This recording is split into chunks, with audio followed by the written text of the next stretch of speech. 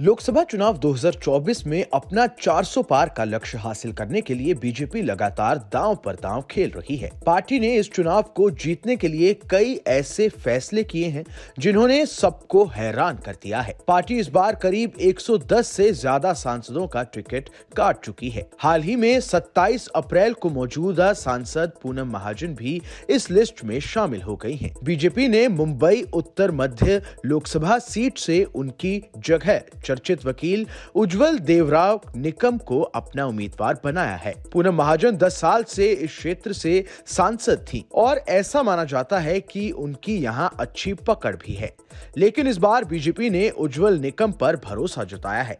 ऐसे में लोग ये जानना चाहते हैं कि आखिर उज्जवल निकम कौन है। उज्जवल निकम महाराष्ट्र के जलगांव के रहने वाले हैं। निकम मुंबई आतंकी हमले के मामले में सरकारी वकील थे। निकम 26/11 हमलों के बाद पकड़े गए आतंकवादी अजमल कसाब के मुकदमे जैसे कई महत्वपूर्ण मामलों में विशेष लोक अभियोजक रह चुके हैं। उज्जवल Nikam 1993 Mumbai bomb blast, Pramod Mahajan murder case, marine drive बलात्कार केस, गुलशन कुमार हत्याकांड जैसे कई हाई प्रोफाइल केस में सरकारी वकील रह चुके हैं। अपने करियर में उन्होंने 37 आरोपियों को फांसी दिलवाई तो वहीं कम से कम 628 को उम्र कैद दिलवाई है। कसाब केस में उनका नाम काफी फेमस हो गया था।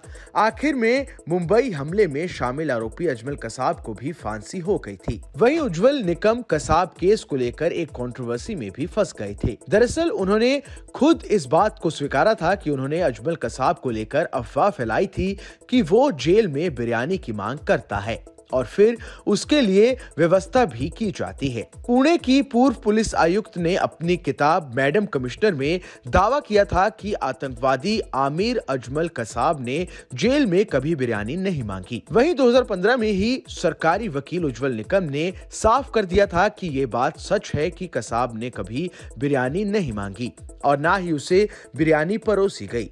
केवल लोगों की भावनाओं को उसकी तरफ शिफ्ट होने से रोकने के लिए इस तरह की अफवाह फैलाई गई थी।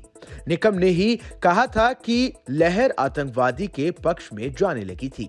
उसकी एक तस्वीर सामने आई थी जिसमें उसे देखकर तरस आ रहा था। ऐसे में मीडिया में उस तस्वीर की चर्चा होने लगी। कई चैनलों पर कहा जाने लगा कि कसाब को अपनी बहन की याद आ रही है। ऐसे में इस भावनात्मक लहर को रोकने के लिए अफवाह फैला दी गई थी। उज्जवल निकम 2010 में संयुक्त राष्ट्र में आतंकवाद पर विश्व स्तर के सम्मेलन में भी भारत सरकार का प्रतिनिधित्व कर चुके हैं। उन्होंने गैंगस्टर अबू सलेम केस, शक्ति मिल गैंगरेप केस और डेविड हेडली मामले में भी केस लड़ा था।